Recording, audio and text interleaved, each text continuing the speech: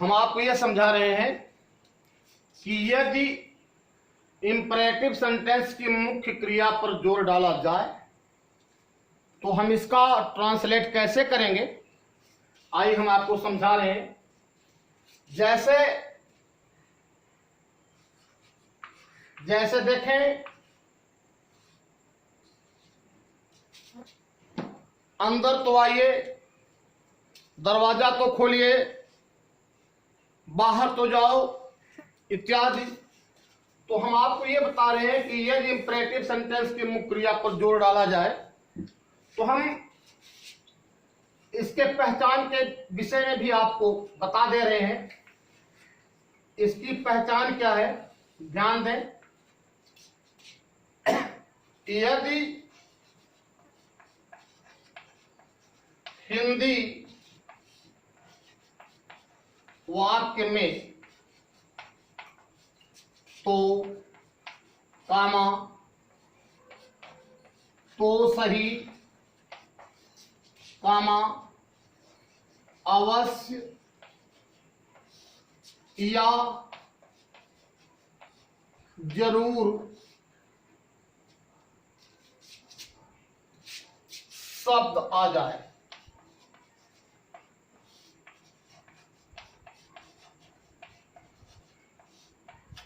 देखें, यदि हिंदी वाक्य में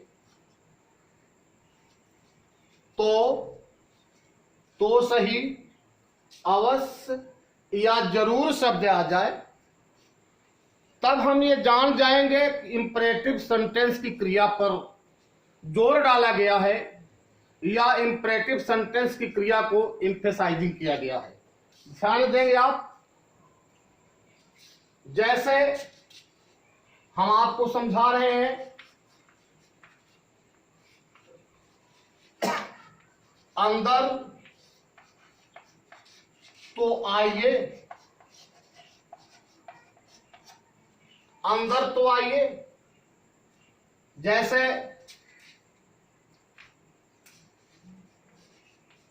गरीबों की मदद तो कीजिए सही,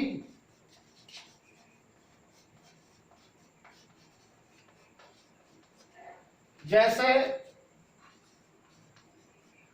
कल जरूर आना। देखें, मैंने पहचान दिया है कि यदि हिंदी वाक्य में तो सही, अवश्य या जरूर शब्द आ जाए तो हम ये जान जाते हैं कि इंपरेटिव सेंटेंस की क्रिया को एम्फेसाइजिंग किया गया है या इंपरेटिव क्रिया पर जोर डाला गया है। जैसे अंदर तो आइए, तो आप देख रहे हैं यहां तो आइए, तो आया है। अंदर तो आइए, आने पर जोर डाला जा रहा है, तो आने पर जोर डालने के लिए यहां तो का प्रयोग किया गया है। जैसे गरीबों की मदद तो कीजिए, तो गरीबों की मदद तो कीजिए सही, यहां तो सही आया है। तो इस पर मदद पर, ये मदद क्रिया है, मदद क्रिया पर जोर डाला जा रहा है। जैसे कल जरूर आना, तो आने पर जोर डाला जा रहा है।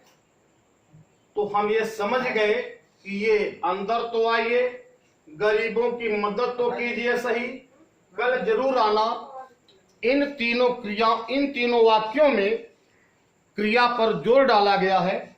तो हम ट्रांसलेशन कैसे बनाएंगे, देखिए बहुत इजी नियम है। तो ट्रांसलेशन बनाने का तरीका, फार्मूला हम यहां लिख रहे हैं। तो सबसे पहले लिखेंगे हम डू प्लस मुख्य क्रिया का पहला रूप प्लस कर्म प्लस अन्य। इस तरह से हम लिखेंगे, हमारा ट्रांसलेशन बन के रेडी। देखें, इस तरह से जब हम लिखेंगे तो हमारा ट्रांसलेशन बन के रेडी हो जाएगा। ध्यान देंगे बच्चे। देखें, तो जब हम ट्रांसलेशन बनाएंगे तो सबसे पहले डू लिखेंगे, प्लस मुख्य क्रिया का पहला रूप लिखेंगे, प्लस कर्म लिखेंगे, प्लस अन्य लिखेंगे, तो हमारा इस तरह से ट्रांसलेशन बन जाएगा। आइए हम आपको समझा रहे हैं, ध्यान दें। जैसे ये पहला है अंदर तो आइए, दूसरा है गरीबों की मदद तो कीजिए सही, तीसरा है कल जरूर आना। तो आइए हम बनाते हैं अंदर तो आइए। तो पहले हम क्या लिखेंगे, डू। ये देखिए पहला हमारा बयानबाज ये डू लिखा। अब हम लिखेंगे मुख्य क्रिया का पहला रूप, आने की अंग्रेजी कम होती है, तो ये लिखा मैंने डू कम, और अंदर की अंग्रेजी होती इन, डू कम इन। आपका अनुवाद बन के तैयार हुआ। अंदर तो आइए का ट्रांसलेशन बन के तैयार हुआ, डू कम इन। गरीबों की मदद तो कीजिए सही। जब हम दूसरा ट्रांसलेशन बनाएंगे, गरीबों की मदद तो कीजिए सही, जब हम बनाएंगे तो पहले लिखेंगे डू लिखेंगे। इत्मीनान से मैंने लिखा यहां डू लिख दिया। उसके बाद मुख्य क्रिया का पहला रूप लिखेंगे, तो मदद क्रिया है, ये हुआ डू हेल्प। अब लिखा द पुअर, अनुवाद बन के ये रेडी हुआ, गरीबों की मदद तो कीजिए, डू हेल्प द पुअर। कल जरूर आना, तो यहां जरूर शब्द आया है, तो क्रिया पर जोर डाला गया है, तो सबसे पहले हम लिखेंगे डू लिखेंगे। तो इत्मीनान से लिख दिया मैंने डू। अब उसके बाद क्या है, आने की अंग्रेजी कम होती है, डू कम टुमारो, TOMORROW। तो फिर से हम आपको बताना चाहते हैं, ध्यान देंगे। यह लिखा गया है, यदि इंपरेटिव सेंटेंस की मुख्य क्रिया पर जोर डाला जाए तो उसकी इंडिफिकेशन क्या है। यदि हिंदी वाक्य में तो सही, अवश्य या जरूर शब्द आ जाए, जैसे अंदर तो आइए, इसमें तो आया है, गरीबों की मदद तो कीजिए सही, यहां तो सही आया है, कल जरूर आना, यहां जरूर शब्द आया है। तो अनुवाद बनाने का तरीका है, पहले हम डू रखेंगे, उसके बाद मुख्य क्रिया का पहला रूप लिखेंगे, उसके बाद कर्म लिखेंगे प्लस अन्य। अब हम फार्मूले की मदद से अनुवाद बना रहे हैं। अंदर तो आइए, डू कम इन, गरीबों की मदद तो कीजिए सही, डू हेल्प द पुअर, और कल जरूर आना, डू कम टुमारो। तो हम ये उम्मीद करते हैं कि भी आपको ये समझ में आ गया होगा। अब हम आपको नोट नंबर 2 पढ़ाने जा रहे हैं, बच्चे ध्यान देंगे। नोट नंबर 2 पढ़ाने जा रहे हैं, बच्चे ध्यान दें।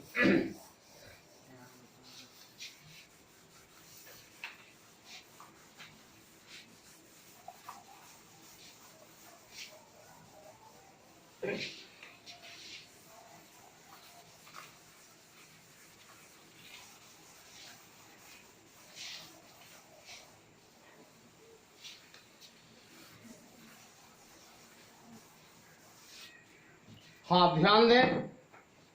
अब देखें नोट नंबर 2 हम आपको समझा रहे हैं। यदि हिंदी वाक्य में हमेशा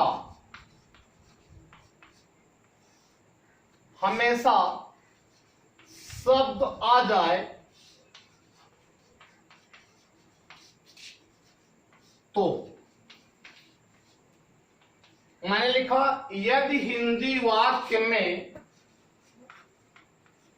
हमेशा शब्द आ जाए, ये हमेशा शब्द आ जाए, तो इसकी अंग्रेजी ऑलवेज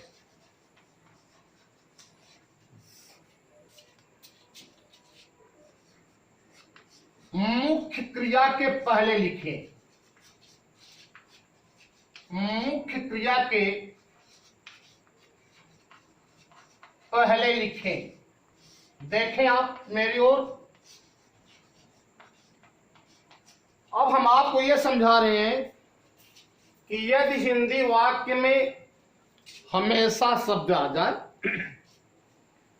तो इसकी अंग्रेजी ऑलवेज मुख्य क्रिया के पहले लिखें। ऑलवेज आपका ये एडवर्ब है, ये हमेशा मुख्य क्रिया के पहले लिखें। जैसे अगर हम ये कहें हमेशा, हमेशा सच बोलो, एक वाक्य हो गया। दूसरा देखें, हमेशा गरीबों की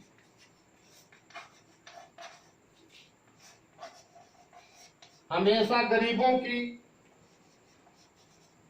मदद करें। तीसरा अनुवाद, हमेशा बड़ों का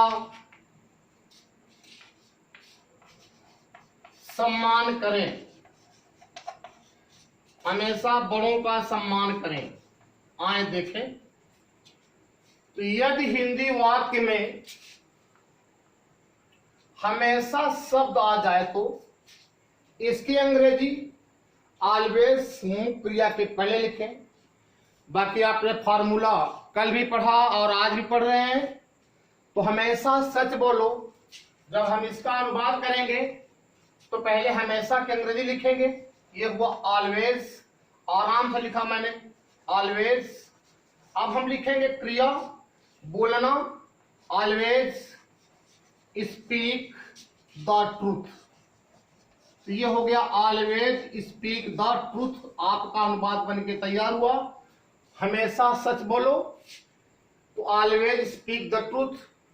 हमेशा गरीबों की मदद करें, जब बनाएंगे तो ये हो जाएगा always help the poor, always help the poor हो गया। हमेशा बड़ों का सम्मान करें तो ये हो जाएगा ऑलवेज रिस्पेक्ट द एल्डर्स। ये अनुवाद बन के रेडी हुआ। तो हम आपको नोट नंबर 2 पढ़ा रहे हैं। यदि हिंदी वाक्य में हमेशा शब्द आ जाए तो इसकी अंग्रेजी ऑलवेज मुख्य क्रिया के पहले लिखें। जैसे हमेशा सच बोलो, यहां हमेशा आया है। हमेशा गरीबों की मदद करें, हमेशा आया है। हमेशा बड़ों का सम्मान करें, तो इसको हम क्रिया के पहले लिखेंगे। देखिए यह स्पीक क्रिया है, इसके पहले ऑलवेज लिखा। यह हेल्प क्रिया है, इसके पहले ऑलवेज लिखा। यह रिस्पेक्ट क्रिया है, इसके पहले ऑलवेज लिखा। तो हम ये उम्मीद करते हैं कि आपको नोट नंबर 2 भी समझ में आया। अब हम आपको आगे लेके चलते हैं नोट नंबर 3। ध्यान दें,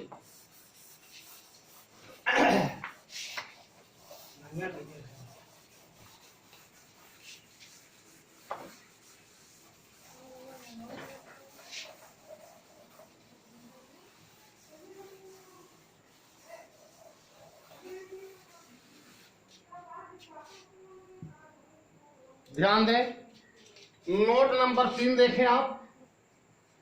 अब हम आपको ये बताने जा रहे हैं कि हिंदी वाक्य में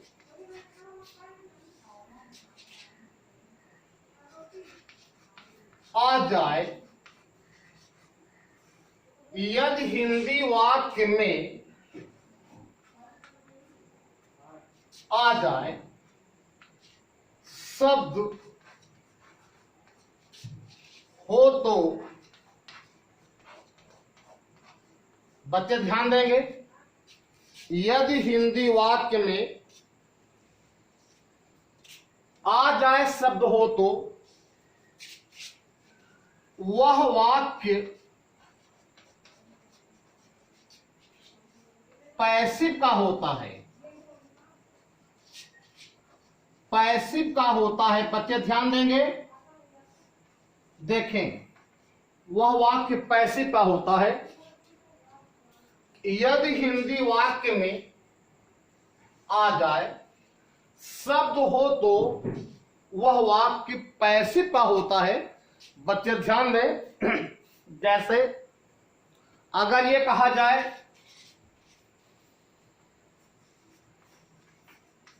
दरवाजा खोला जाए, दरवाजा खोला जाए, फिर मैंने लिखा मुझे एक प्याला चाय लाया जाए।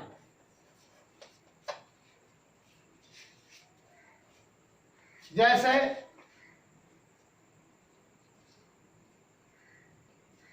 पुरानी किताबों का अध्ययन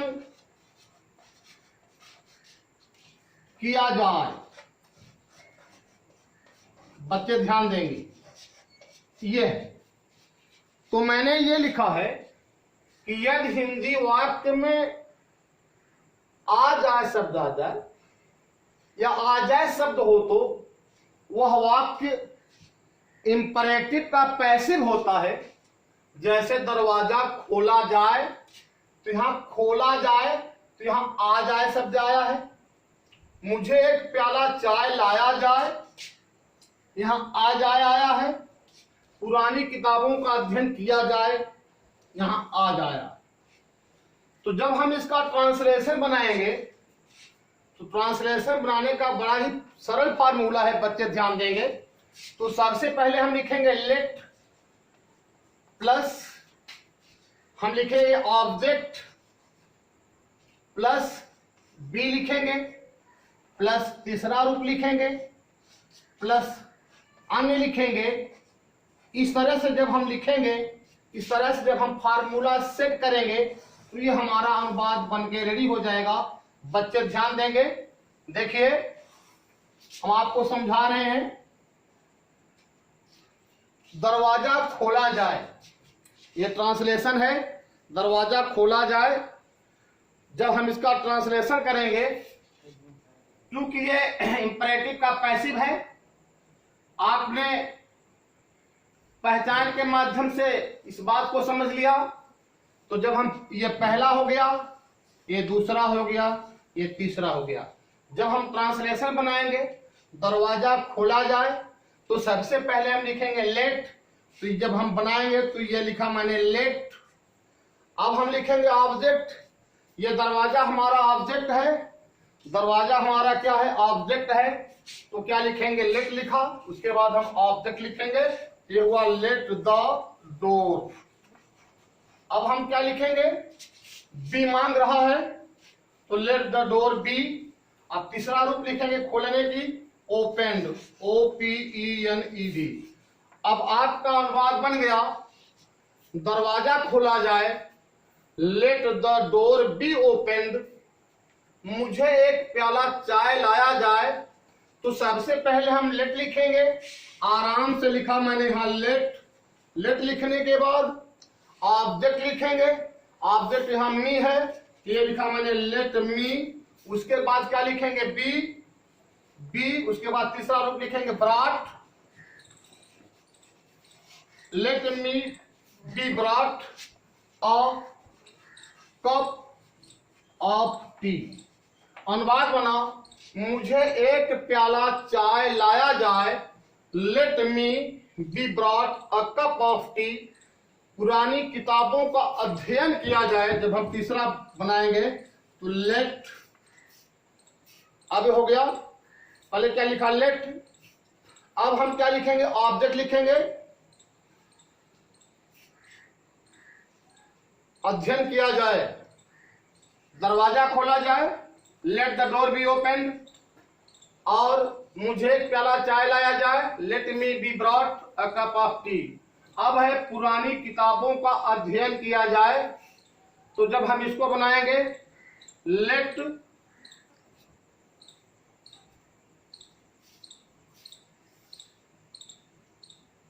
लेट, उसके बाद हम क्या लिखेंगे, ऑब्जेक्ट लिखेंगे, लेट द ओल्ड बुक्स, अब क्या लिखेंगे, बी स्टडीड, STUDIED।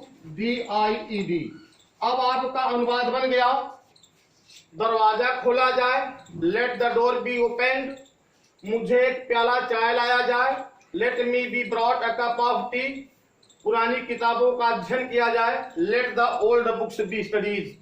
तो हम ये समझते हैं कि आपको ये सारी बातें समझ में आई, और जो इस चैनल के लिए नए होंगे हम उनसे गुजारिश करेंगे कि चैनल को सब्सक्राइब, लाइक और शेयर करें। Thank you very much.